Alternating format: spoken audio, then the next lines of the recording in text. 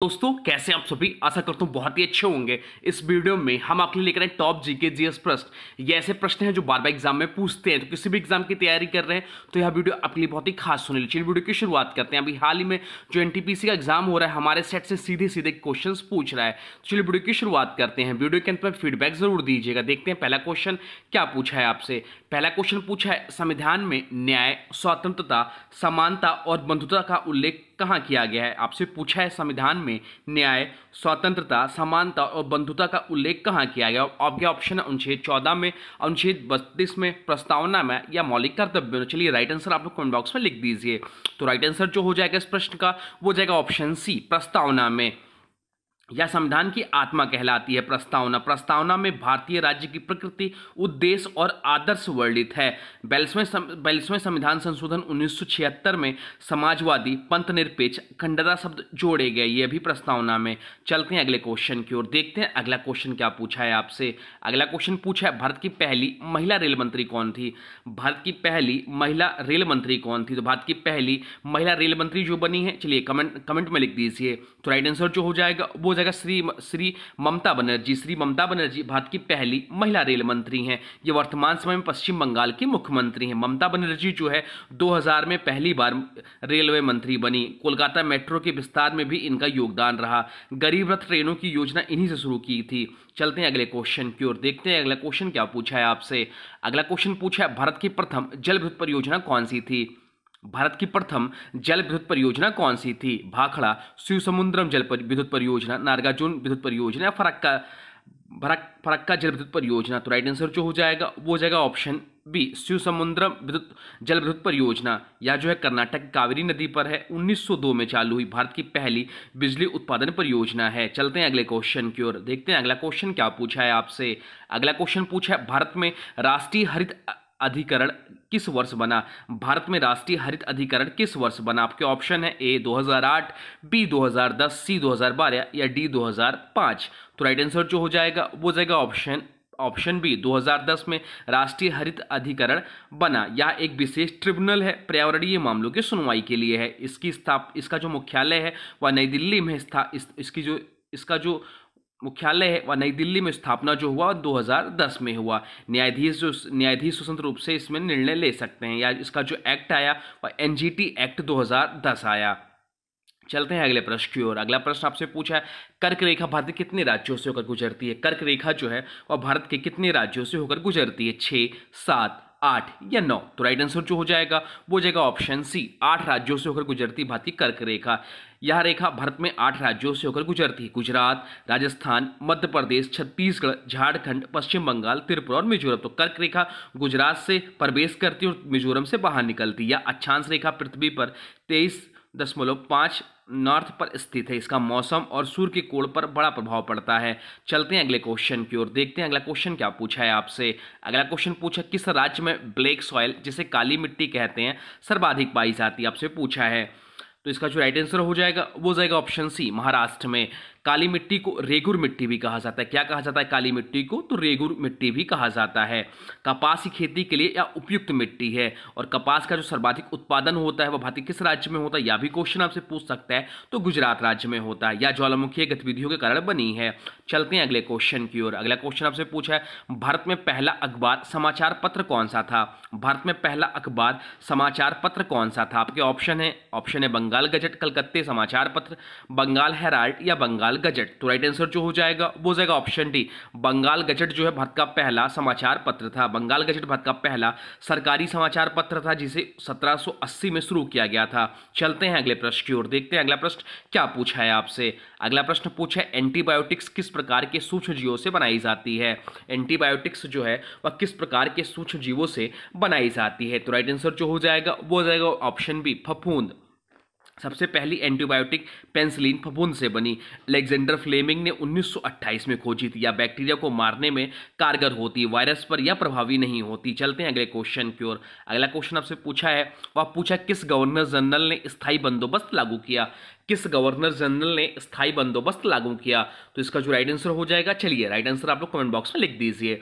तो right answer जो हो जाएगा वो जाएगा ऑप्शन सी, लॉर्ड कॉर्नवालिस ने। 1793 में बंगाल में लागू हुआ। जमींदारों को राजस्व स्थायी रूप से देना तय हुआ। इससे किसान शोषण का शिकार बने। चलते हैं अगले क्वेश्चन की ओर, देखते हैं अगला क्वेश्चन क्या पूछा है आपसे।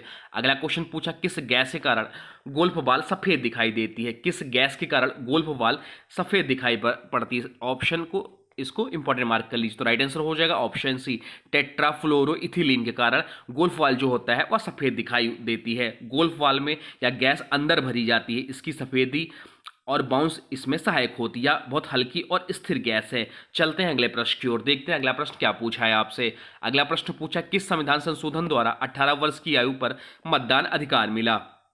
आपसे पूछा है किस संविधान संशोधन द्वारा 18 वर्ष की आयु पर मतदान अधिकार मिला। तो राइट आंसर जो हो जाएगा वो जाएगा ऑप्शन बी, 61वां संविधान संशोधन के द्वारा। कब हुआ यह?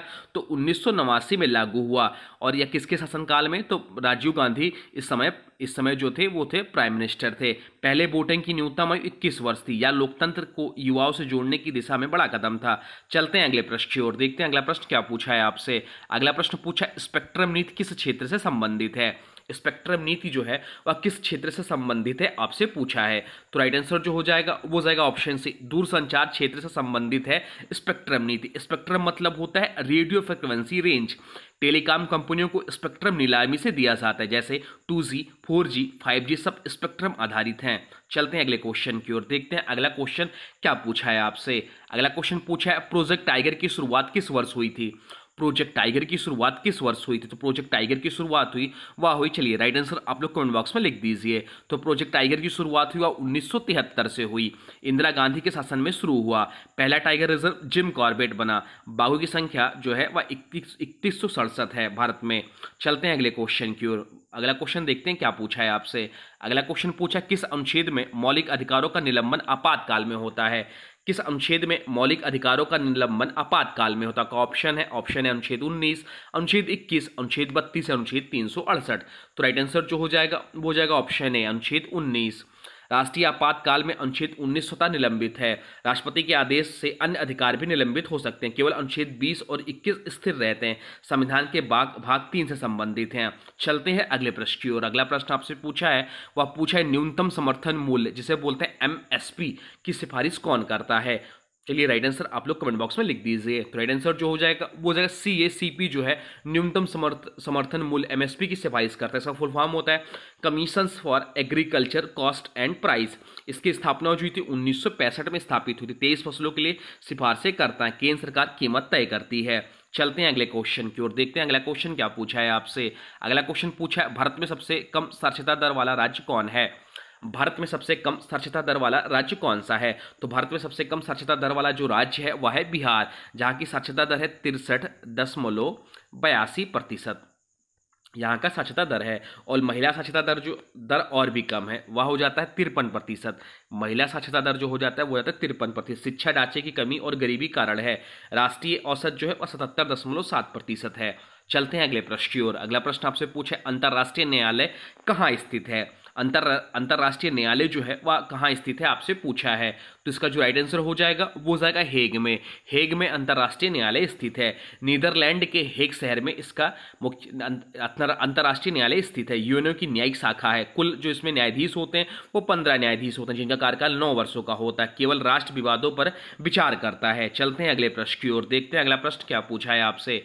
अगला प्रश्न पूछा है राष्ट्रीय ग्रामीण रोजगार गारंटी अधिनियम कब लागू हुआ, जिसका पहले नाम नरेगा था, बाद में संशोधन करके मनरेगा कर दिया गया, महात्मा गांधी नाम जोड़ा गया। तो इसका राइट आंसर जो हो जाएगा वो हो जाएगा ऑप्शन बी 2005। राष्ट्रीय ग्रामीण रोजगार गारंटी अधिनियम जो लागू हुआ वह 2005 में लागू हुआ। इसमें आपको 100 दिन की रोजगार गारंटी लिया जाता है। पंचायत स्तर पर लागू होता है। चलते हैं अगले प्रश्न की ओर।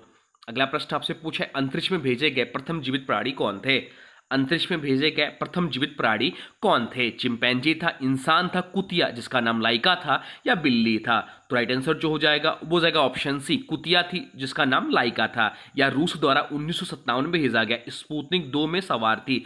अंतरिक्ष में जीव वैज्ञानिक प्रयोग की शुरुआत हुई, या जीवित वापस नहीं आई, यह भी ध्यान रखिएगा। चलते हैं अगले प्रश्न की ओर। अगला प्रश्न आपसे पूछा है चोल काल में प्रशासनिक इकाई उर किसे कहते थे। चोल काल में प्रशासनिक इकाई उर किसे कहते थे। तो उर जो कहते थे वह सामान्य ग्राम सभा को कहते थे। तो राइट आंसर हो जाएगा ऑप्शन डी, सामान्य ग्राम सभा। चोलों के शासन में ग्राम सभा उर कहलाती थी। ब्राह्मण ग्राम अग्रहार कहलाते थे।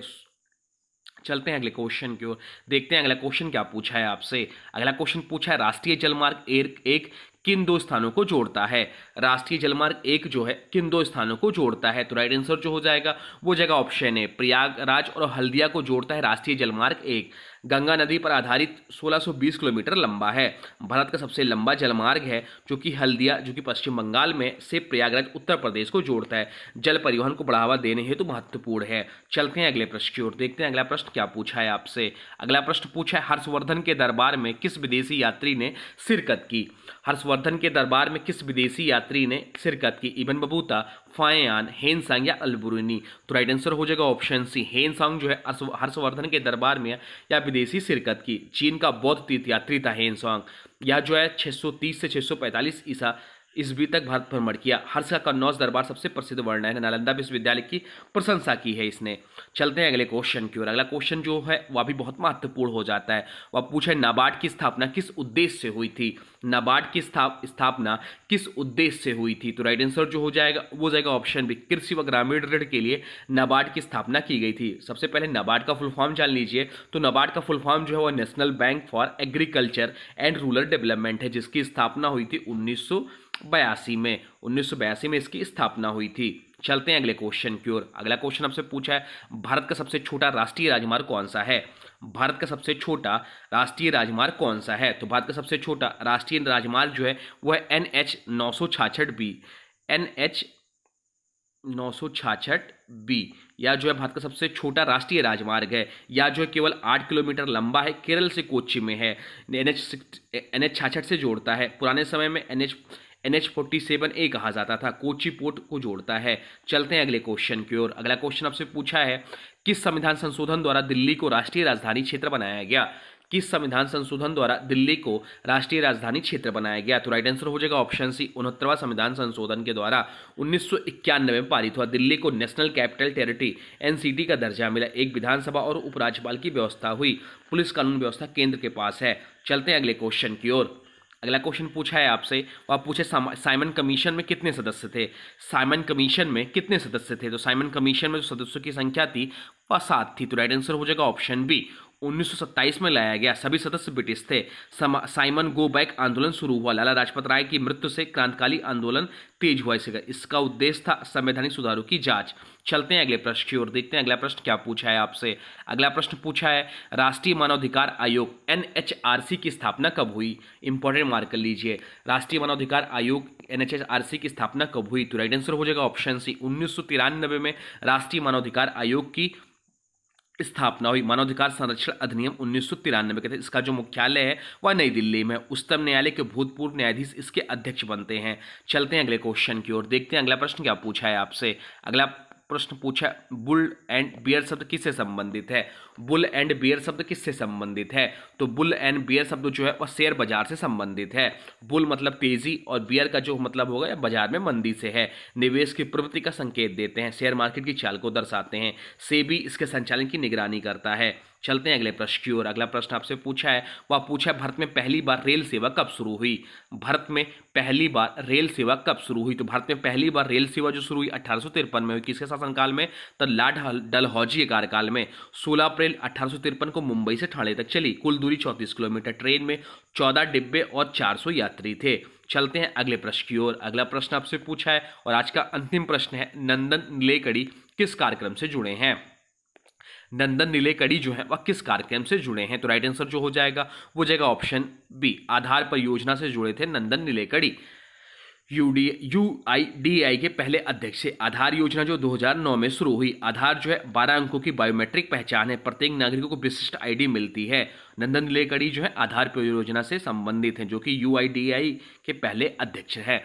तो ये रहे टॉप 30 GK GS के प्रश्न जो कि आपसे एग्जाम में पूछ सकते हैं। अब आज की वीडियो से प्रश्न है, इसका राइट आंसर आप लोग को कमेंट बॉक्स में बताना है। आज की वीडियो से प्रश्न है कर्क रेखा भारत के कितने राज्यों से होकर गुजरती है। कर्क रेखा जो है वह भारत के कितने राज्यों से होकर गुजरती है। इसका जो भी राइट आंसर होगा कमेंट बॉक्स में जरूर बताइए। साथ में वीडियो कैसा लगा इसके बारे में भी जरूर बताइए। कोई सुझाव हो तो वह भी कमेंट बॉक्स में लिख दीजिए। और हाँ देखिए, अभी तक आपने वीडियो को लाइक नहीं किया है तो प्लीज़ वीडियो को लाइक कर दीजिए और चैनल पर नए हैं चैनल को सब्सक्राइब भी कर लीजिए। चलिए मिलते हैं एक नए वीडियो में, तब तक के लिए thanks for watching railway exam target. For more update please subscribe railway exam target channel को।